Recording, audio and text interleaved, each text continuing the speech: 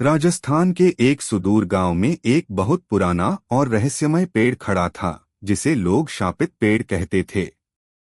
यह पेड़ गांव के किनारे स्थित था और इसके बारे में गांव वालों की कई कहानियां मशहूर थीं। गांव के बुजुर्ग कहते थे कि यह पेड़ सदियों पुराना था और इसकी शाखाओं में मौत और बर्बादी छिपी हुई थी। इस पेड़ के पास जाने की हिम्मत कोई नहीं करता था, खासकर रात के समय। कहते थे कि जो भी इस पेड़ के करीब गया वह कभी वापस नहीं लौटा, या फिर लौटा भी तो उसका मानसिक संतुलन बिगड़ चुका था।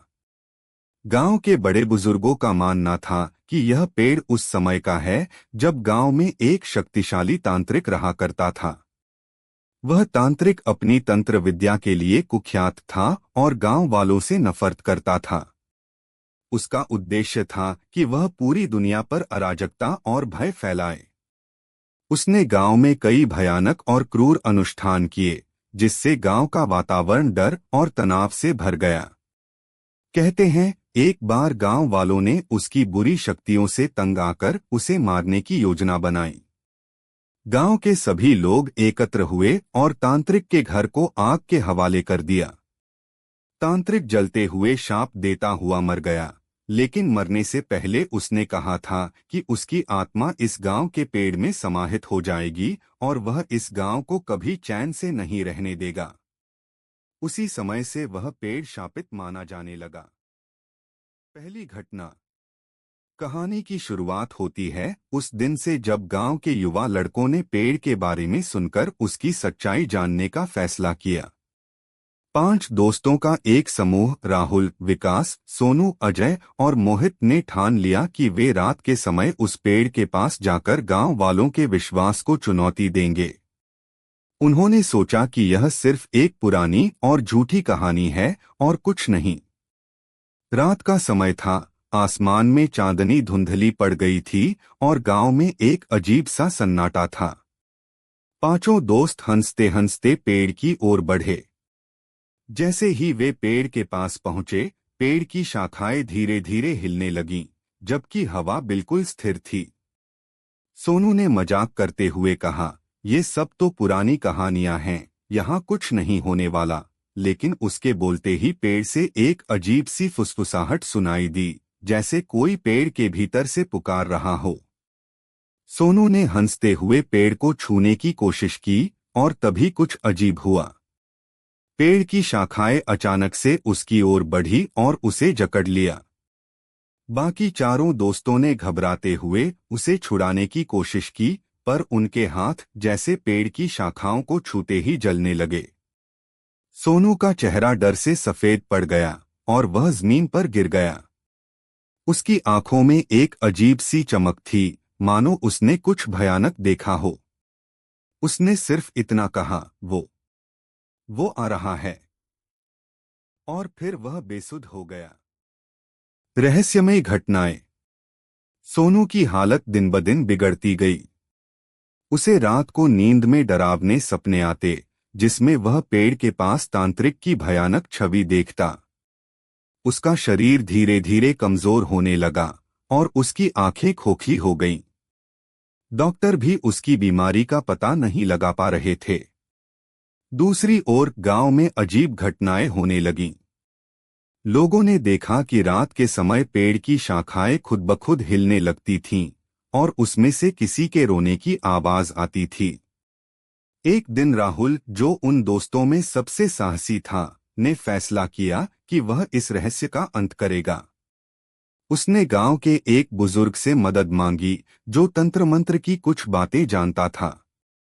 वह बुजुर्ग जानता था कि तांत्रिक का शाप अब गांव पर हावी हो चुका है और अगर इसे रोका नहीं गया तो यह पूरे गांव को निगल लेगा। तांत्रिक का शाप।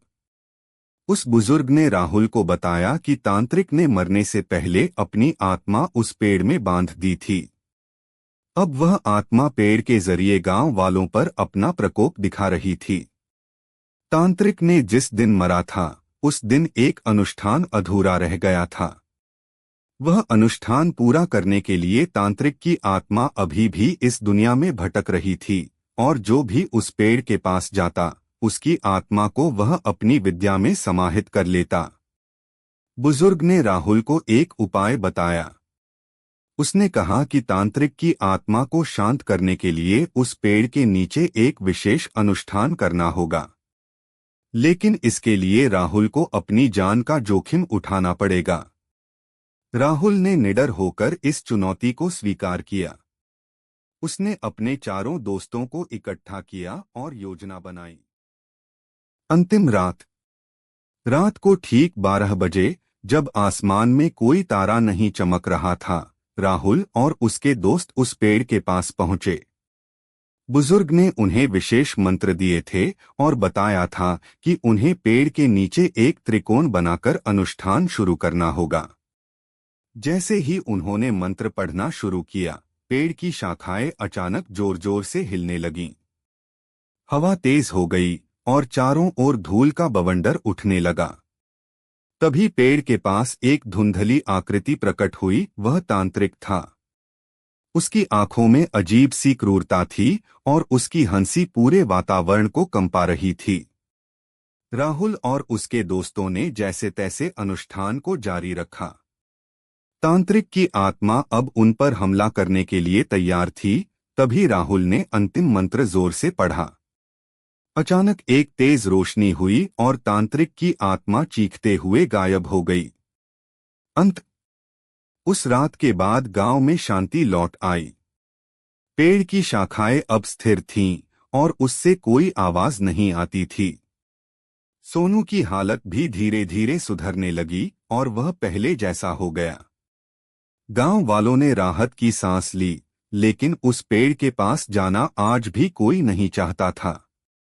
कहते हैं, तांत्रिक की आत्मा उस दिन से हमेशा के लिए शांत हो गई, लेकिन पेड़ पर अब भी उसकी छाया मंडराती है। और कोई भी जो उस पेड़ को छूने की हिम्मत करता है, उसे आज भी उस शापित तांत्रिक की क्रूर आत्मा का सामना करना पड़ता है। इसी के साथ ये कहानी समाप्त होती है। अगर आपको हमारी ये डरावनी कहानी पसंद आई हो तो चैनल को सब्सक्राइब करें और बेल आइकन दबाएं ताकि आप कोई भी नई कहानी मिस न करें। धन्यवाद।